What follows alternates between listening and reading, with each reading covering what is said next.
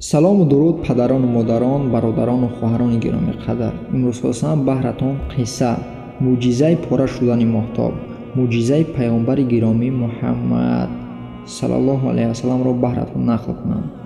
аз шумо хоҳиш мекунам, ки пеш аз оғоз кардани қисса ба навор лайк гузоред. пора шудани моҳтоб. паёмбари гиромӣ Муҳаммад саллаллоҳу алайҳи васаллам бо чанд аз соҳибагон нишаста суҳбат мекарданд. суханҳои арзишманду гаронбаҳое ки аз забони паёмбари гиромӣ саллаллоҳу алайҳи васаллам садо медод, ба дили ёронаш роҳ ёфта онҳоро рӯҳбаланд месохт. ҳамроҳони паёмбар саллаллоҳу алайҳи васаллам дар чунин ҳолатҳо орзу мекарданд, ки суҳбати ӯ бештар идома ёбад. аз байн бурида шудани суҳбати паёмбар саллаллоҳу алайҳи васаллам ба онҳо ҳеҷ хуш намеомад. дар ин миён як гурӯҳ қурайшиён ба назди онҳо омаданд, суҳбатро халалдор карданд. абуҷаҳл низ ҳамроҳи онҳо буд. аз рангу рӯяшон маълум буд, ки бо ягон нияти хубе наомаданд. яке аз онҳо ба паёмбари худо Муҳаммад саллаллоҳу алайҳи васаллам муроҷиат намуда гуфт: мудоме ки даъвои паёмбарӣ мекунӣ, мӯъҷизае нишон медеҳ, то ки мо боварат кунем. масалан, моҳтобро аз миёнаш ду тақсим бикун. оё метавонӣ? аз ин суханҳо ҳолати маълуми паёмбари худо Муҳаммад саллаллоҳу алайҳи васаллам тамоман тағйир наёфт. ӯ оромона ҳамаи даъвогаронро як як аз назар гузаронида, сипас сӯи моҳтоб назар кард. дар осмони софу беғубор ситораҳо акнун пайдо мешуданд. моҳтоб ба хубӣ намудор буд.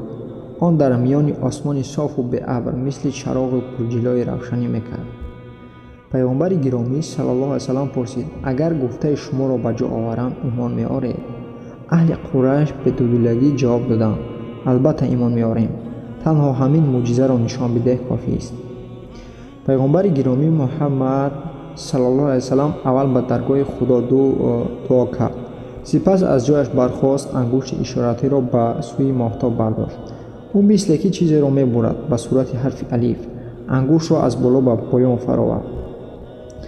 касоне ки дар ин лаҳза он ҷо ҳозир буданд, дар ҳайрат афтуданд. на танҳо мушрикон, балки саҳобагони паёмбар низ тааҷҷуб карданд, ки ин мӯъҷиза дар пеши назари ҳар яки онҳо сурат мегирифт.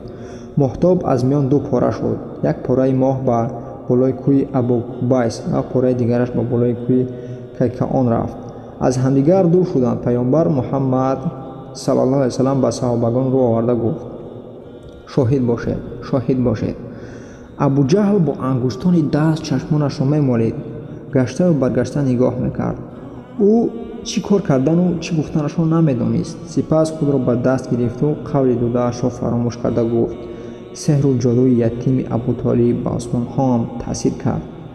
пайғамбари гиромӣ Муҳаммад саллаллоҳу алайҳи васаллам аз ин рафтораш ғамгин шуд. ҳамин вақт пораҳои моҳтоб оҳиста оҳиста ба ҳамдигар наздик шуданд. ниҳоят масофаи байни онҳо тамом шуд ва пораҳои моҳтоб ба ҳамдигар часпиданд. ҳолати пешинаро гирифт. яке аз мушрикон фарёд баровард: ӯ моро ҷоду кард. биёед бубинем, ки оё ин ҳодисаро мусофирони роҳ низ диданд ё не. агар онҳое ки ҳоло ба Макка меоянд ин ҳодисаро надида бошанд, пас Муҳаммад саллаллоҳу алайҳи васаллам моро сеҳру ҷоду кардааст. албатта ӯ наметавонад тамоми инсонҳоро ҷоду кунад. онҳо ба сари роҳ баромаданд. омадани корвонро бесаброна интизор шуданд. пас аз чандин муддат корвон ба шаҳр даромад. мушрикон бо шӯру талош ба сӯи корвон давиданд.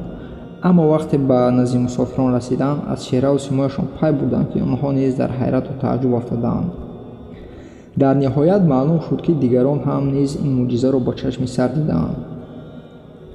мушрикон гуфтани дигаре наёфтанд. дар ҳол суханҳои пешинаро такрор карда, ин сери ошкор аст мегуфтанд онҳо. дере нагузашта ин мӯъҷиза тавассути ваҳйи илоҳӣ ҳам ба ҳамагон ёдрас гардид. дар ояти каримаи Қуръони Карим омадааст: қиёмат наздик омад, моҳ бишикофт. ва агар кофирон нишонае бубинанд, рӯй бигардонанду бигӯянд: сеҳри қавӣ аст. сураи Қамар